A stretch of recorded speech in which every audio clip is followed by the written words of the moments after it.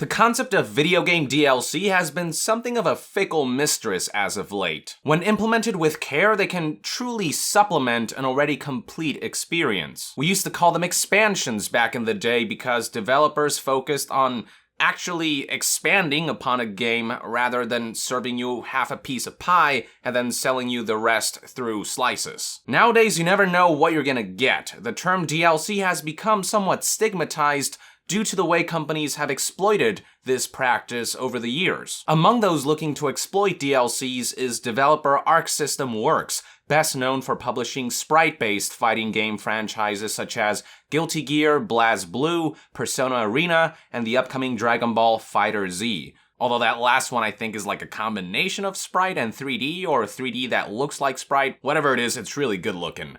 Another one of their upcoming titles is called BlazBlue Cross Tag Battle, a fighting game that crosses characters from series such as BlazBlue, Ruby, and Persona. It has all the makings of a fantastic title, but that potential is quickly being snuffed out by how the game is handling its roster. It has recently been confirmed that the base game will launch with 20 characters, while 20 more are planned to be downloadable content.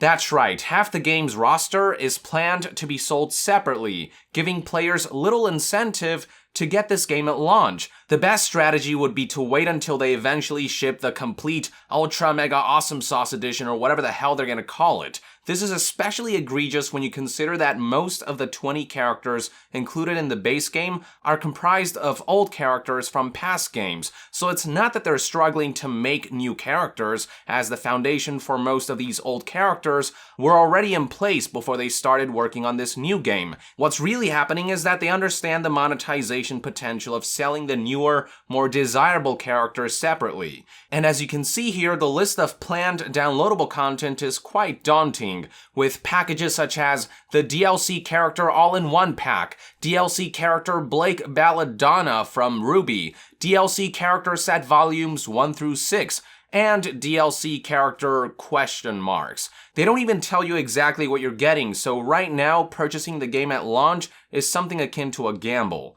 Now, prices for these items have yet to be revealed, but even if they end up being cheap, we are still talking about a tactic in which the publishers are shipping a game that's half-baked. We are getting half of a full pie at full price and then being sold the remaining slices separately at extra cost. It's nothing but a scam. And look, I know the concept of DLC characters in fighting games is nothing new, but in most other fighting games, the developers actually ship a complete base game with an expansive and varied roster before making plans for additional content. For example, games like Super Smash Bros. For Wii U and 3DS sold DLC characters, but those characters weren't planned out early on, created, and then purposely excluded. Instead, they jam-packed the base game with as many characters as they could, shipped the game, and then said, okay, where do we go from here? And then made the DLC characters from scratch organically. Not to mention that only a handful of characters were DLC, while the vast majority of the roster shipped with the base game.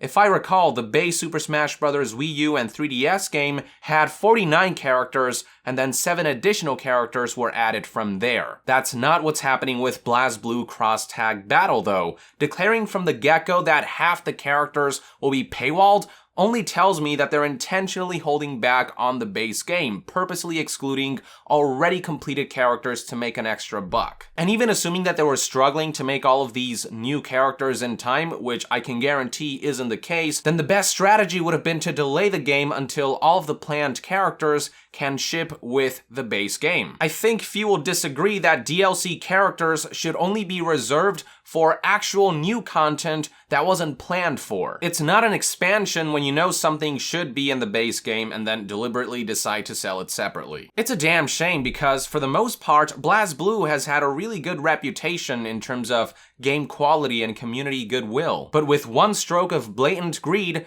they have invoked the ire of their loyal fan base and community, and one look at the comment sections of articles featuring the story will tell you everything you need to know.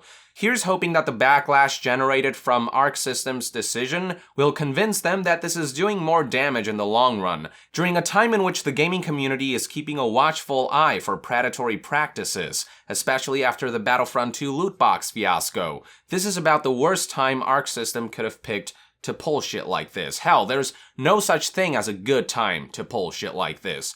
And it's important that we don't let shit like this fly because, as the old saying goes, if you give stuff like this an inch, publishers will take a mile. If we don't want Arc System to get comfortable pulling shit like this down the line with future titles, then it's better to snuff it out now and to let them know that this is just not acceptable. There are a lot of talented people working at the company and they make some great fighting games, which can be noted by upcoming titles like Dragon Ball FighterZ, a game that looks utterly incredible, so the last thing that we want is for them to fall prey to the greedy antics that is currently plaguing the gaming industry. With that, I would like to end this news update and discussion video. Thank you for tuning in. I hope you found this video informative and insightful, and if you enjoy my content, consider supporting me on Patreon to help this channel stay independent and self-sustained.